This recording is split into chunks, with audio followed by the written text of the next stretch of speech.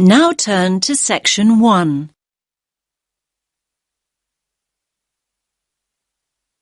You will hear some people talking about getting exercise. First, you have some time to look at questions 1 and 2.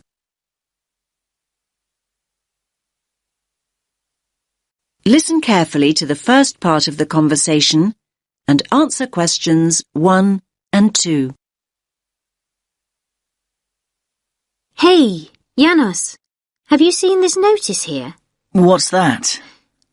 Join our mole walking program, Get Fit for free. Now I like the sound of that. I can't afford to keep up my gym membership this term. It's too expensive. I know what you mean. But what exactly is mole walking? Sounds a bit boring to me. Hold on. OK, it may sound boring, but it might be a great opportunity to take exercise. Think about it. A climate-controlled environment where you can take exercise without having to worry about the wind or the rain. Wind and rain? Have you actually looked at the weather outside? It's snow and ice out there. I only came into the mall to keep warm. Well, it is winter and we are in Canada after all. So just think, by mall walking we can exercise indoors instead of outdoors. Great. And another thing, we won't have to worry about the traffic. Just think, no busy roads to cross and no rush hours to think about. Come on, it's worth a try. You're still not exactly selling it to me. Imagine walking past the same stores, and they're not even open. So what's the point of that? Oh, come on, Janos.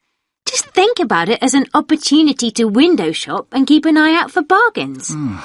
And what about all the amazing decorations and displays we can take a look at? I think it sounds like fun. Did you say fun? Walking on a hard surface like concrete. Give me grass any day. Much more comfortable on the feet. And there's another thing. In a mall, you're always close to restrooms. And water, come to that. What could be better than that? I think I know the answer to that one. Exercising in a gym is a whole lot better. Well, anyway, we can get more details at the information kiosk. So, do you want to come with me or not? I'll give it a miss. I'm off to the gym to make the most of my membership before it runs out. Now you have some time to look at questions 3 to 7.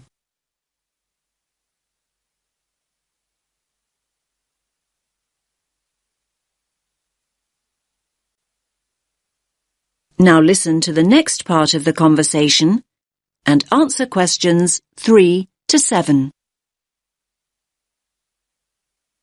Hello. I'd like more information about the mall walking program. Great! We're always looking for new members. Can I just ask you how you found out about the program? On the notice board on the first floor. Oh, that's great! Most of our new members come through the website or through friends. Good to know people still read the notice board here in the mall. Yes, I guess so. Now, let me give you some details. The program runs weekdays, Monday through Friday. And it's an early start. Wait for it. Walkers meet at 7 a.m. 7 a.m? That is pretty early. But come to think of it, my lectures start at 9 most mornings, so I would be able to make it back to the campus in plenty of time. Great. Actually, most members go straight on to work or college after their walk, so you're not alone. Now, our members meet here on the ground floor. Here at the information kiosk? No, just over there at the food court. Oh, the food court. OK. Yes, just follow the smell of coffee. Normally about 10 to 15 people show up for each walk, but numbers can vary. So, up to 15 in a group. That's an ideal number. Glad it's not 50. And how long do the walks last? You can expect to walk for 1 hour, but some groups do less, half an hour or so, and a few groups even do up to an hour and a half, so it's best to check when you arrive.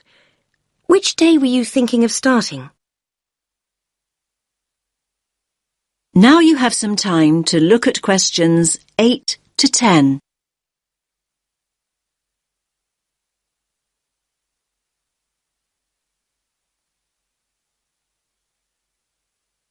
Now listen to the rest of the conversation and answer questions 8 to 10. Well, next Monday would work for me. Morning lectures have been cancelled, so I would have plenty of time. Monday the 4th of February? Yes, that's right. OK. So let's get your details. Can you give me your full name? Anya Karczewskaya. Can you spell your surname, please? Yes. Karczewskaya.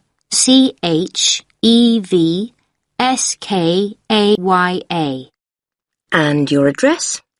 Apartment 12, 2 Burlington Street. And a contact telephone number? 0757 634 5003. I'll just read that back. 0757 634 5003. Yes. Oh, by the way, new members receive a free gift when they join, and it's a much better gift than last year. We gave people badges, but they tended to lose them, and more recently we provided visors instead, but they weren't very popular. So this year we're giving new members T-shirts. That's great. What colour?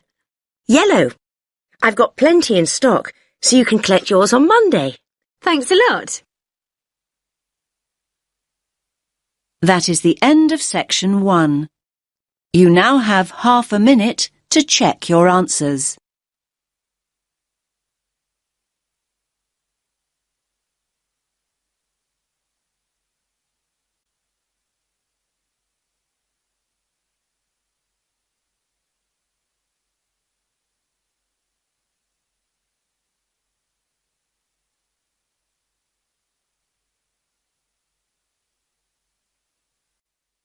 Now turn to section 2.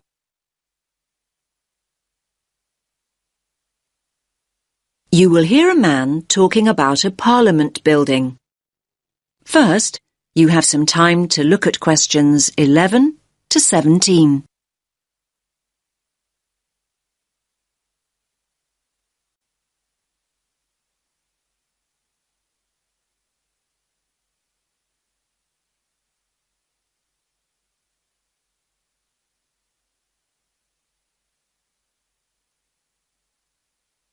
Listen carefully to the first part of the talk and answer questions 11 to 17. Good morning, everyone. Can you all see and hear me? Good. Now, my name's Dan, and I'm your guide this morning for our tour of the New Zealand Parliament. Now, we're standing in the executive wing of the Parliament complex. This is where all the government ministers have their offices and where the Prime Minister and the Cabinet meet. Now, most people here refer to this building as the Beehive, and no prizes for guessing why it's called the Beehive. That's right. It's shaped exactly like a traditional beehive, and it's one of the most famous buildings in Wellington. Now, I'll start with some background information about the design and construction of the building. It may come as a surprise for you to learn that the architect wasn't a New Zealander. No. In fact, it was designed by a Scottish architect, Sir Basil Spence. He designed the concept for the building during a visit he made to our city in 1964. His idea was that all the offices and rooms would radiate from a central core. Now, the Beehive was built in stages over 10 years. Construction began on building the underground car park and the basement at the end of the 1960s, in 1969. And over the next decade, the remaining floors were constructed. Yes, 1 decade later, in 1979, the first parliamentary offices moved in. Now, as you can see, the Beehive is pretty high. In fact, it's 72 metres tall. It has 10 floors above ground and an additional 4 floors below. So that's a total of 14 floors altogether. That means there's plenty of space for the many facilities available to the members of Parliament and ministers to use. These include a small theatre and a television studio. Now, if you'd all just like to follow me, we can make our way inside the building itself.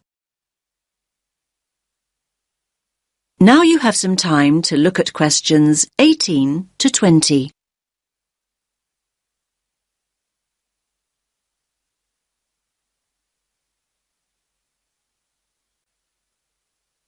Now listen to the rest of the talk and answer questions 18 to 20. Here we are in the entrance foyer. It's a very airy space, isn't it? And if you look at the floor you're standing on, you'll see it's made of marble. And if you look to your left, you can see some beautiful columns. They are also made from marble. Now, look at the wall panels. They are made of stainless steel. They look really stunning, don't they? Now, straight ahead of us is the staircase leading to the first floor of the building. As you can see, the railings on the staircase are made of bronze. Now let's make our way up this beautiful staircase to the banquet hall on the first floor, and we can admire these beautiful bronze railings on the way. So this is the banquet hall. And as you can see, it's shaped in the form of a semicircle. It's also a pretty big space, isn't it? It's actually a big enough dining room to hold up to 300 guests. Now look at the large mural to your right. It's three-dimensional and shows the atmosphere and sky of New Zealand. And the floor we're standing on is made of wood. It's a native New Zealand timber called tawa. Okay, now let's make our way to the... That is the end of section 2. You now have half a minute to check your answers.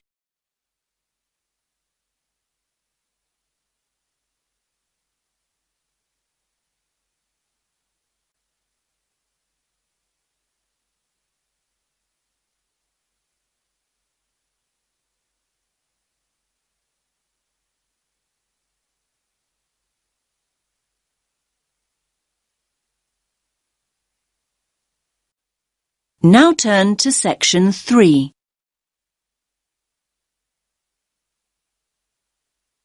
You will hear two students talking about reading.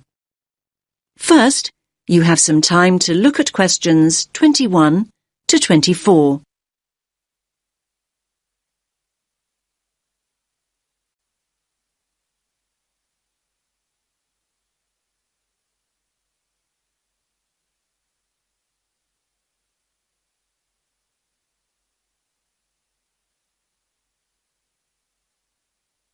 Listen carefully to the first part of the conversation and answer questions 21 to 24. Hi, Milena. How's your research for your assignment going? Which assignment, Josh? The one on sustainable transport. It's due in on Friday. Oh, I've not nearly finished it. I've still got so many articles to get through. In fact, I need to read another 2 books on the reading list before I can even think about writing it up. It doesn't help that I'm a really slow reader. Well, why don't you practice speed reading, just like me? Oh, let me into your secret. If anything, if I don't get a move on, my assignment is going to be late. What exactly is speed reading, anyway?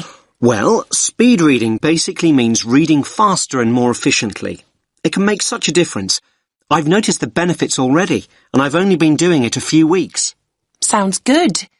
What benefits are we talking exactly? Well, the majority of people read at an average rate of 250 words a minute. So that means that an average page in a book or document would take you around 1 or 2 minutes to read. So up to 2 minutes a page? That sounds quite fast to me. I reckon I spend at least 5 minutes on each one. But just think about it. Imagine if you could double that rate to 500 words a minute. You could zip through all the articles and books in half the time. Another thing is that it can help you understand the basic structure of an idea or an argument much better. Now you have some time to look at questions 25 to 30.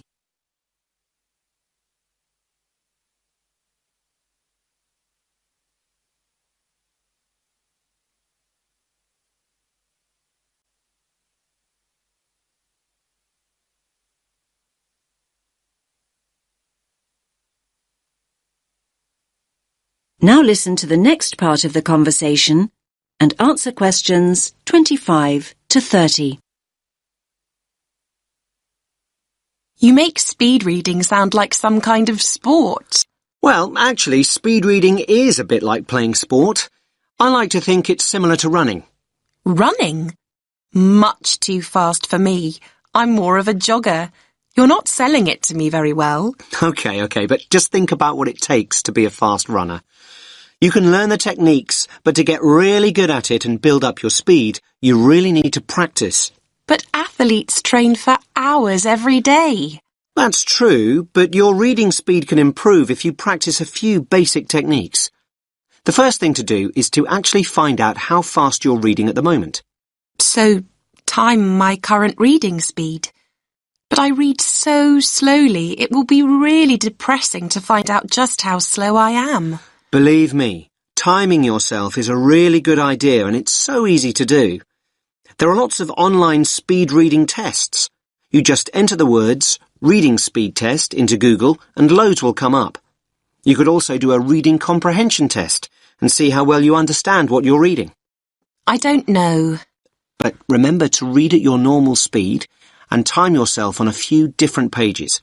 The average of your times should indicate your average reading speed. What do I do next? Well, the next thing to do, and this is really important, is to get rid of distractions.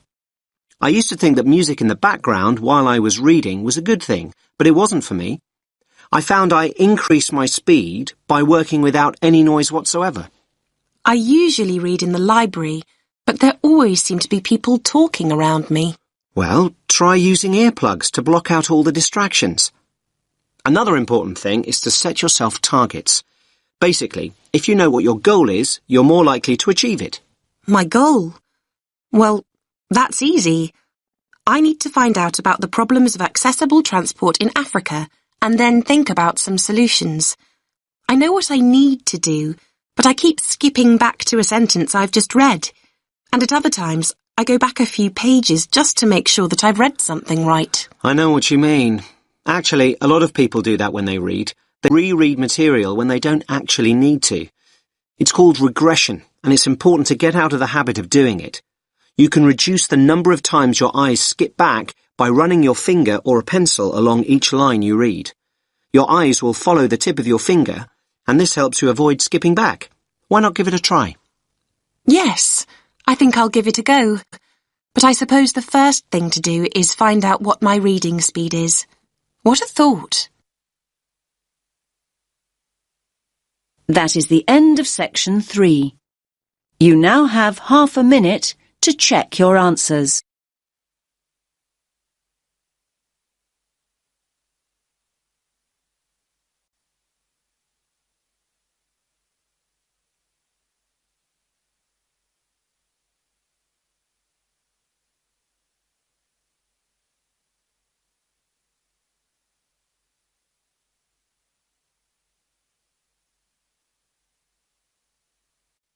Now turn to section 4.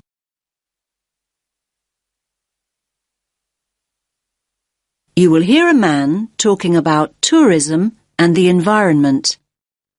First, you have some time to look at questions 31 to 40.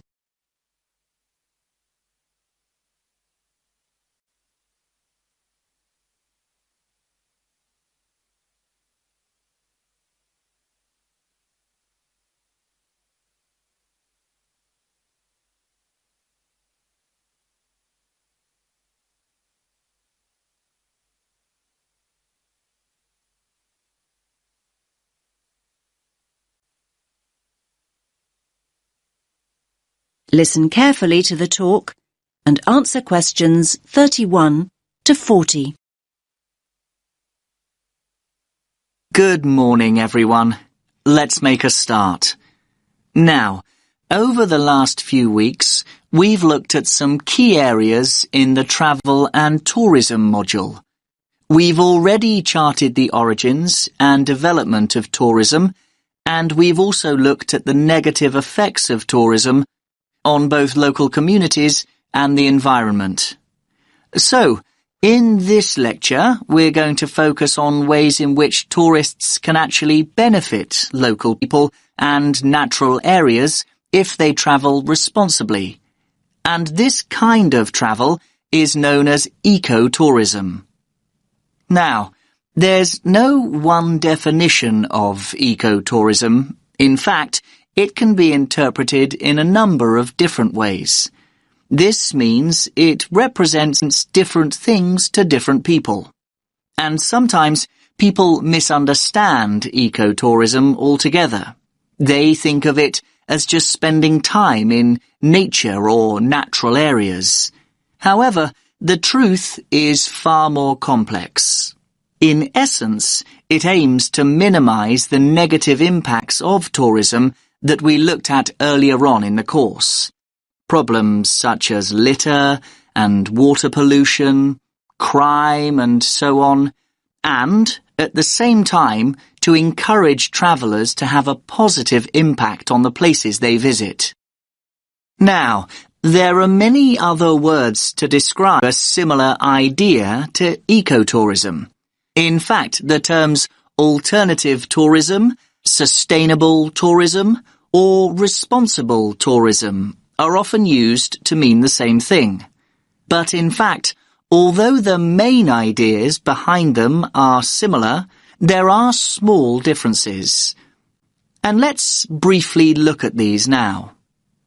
Alternative tourism is any kind of tourism that is not mass tourism. And by mass tourism, we mean hundreds, if not thousands of people going on, for example, their 2 weeks a year beach holidays or traditional sightseeing tours.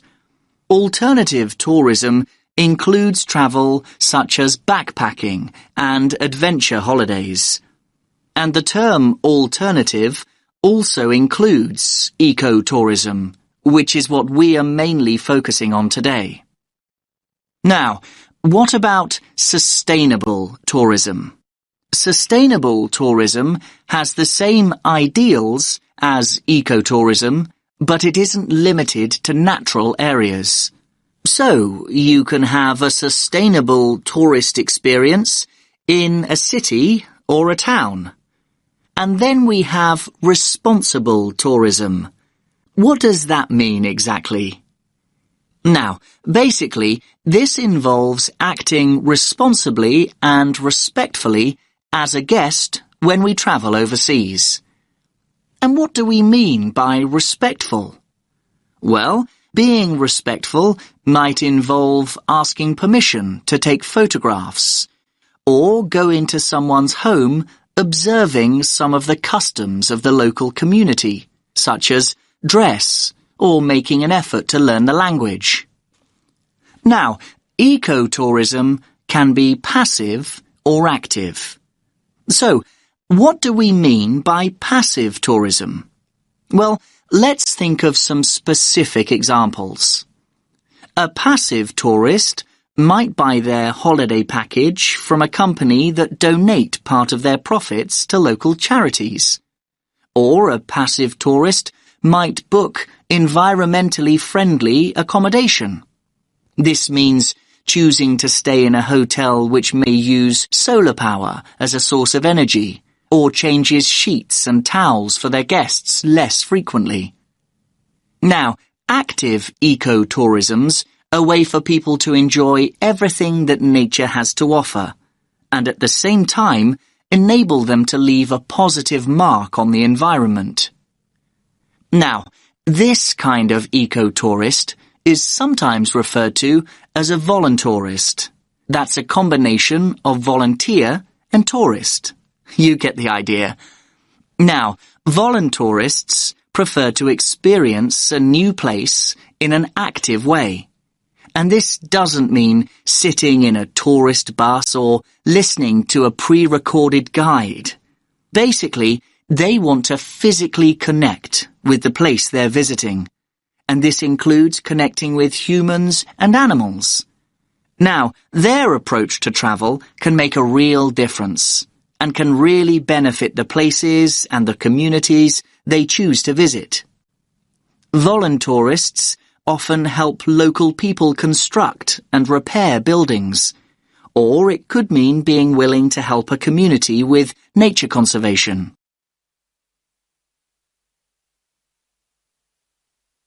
So let's think of some specific examples of this kind of work in action. Now, voluntourists have helped local communities to plant hundreds of trees and installed identifying signs in the rainforests of Costa Rica. They've also helped with sustainable food production in Cuba, and in Jamaica, they've been involved in the cleaning up of local rivers. And in Thailand, they've worked on building ecologically sustainable reforested habitats. Now, some of the work that voluntourists do also involves looking after endangered animals, like the Giant Panda Project in Japan, or the Animal Sanctuary Project in Ecuador.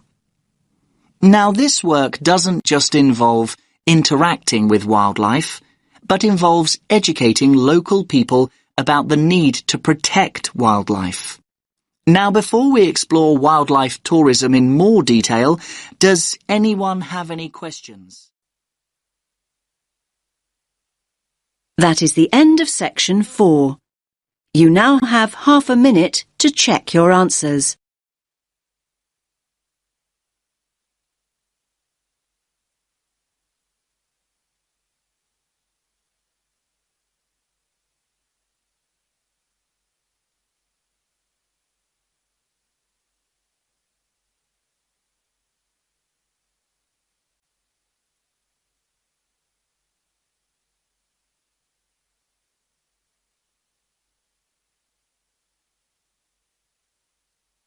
You now have 10 minutes to transfer your answers to the answer sheet.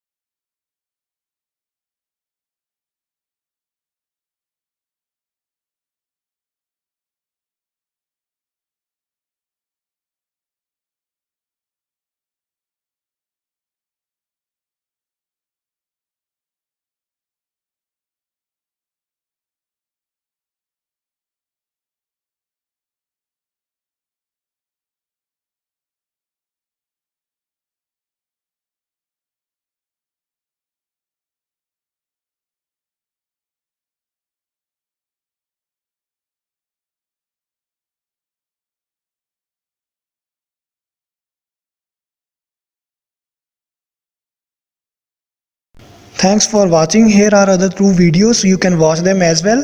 And if you haven't yet subscribed my channel, please subscribe it and hit the bell icon for my upcoming videos and share these all videos among your friends.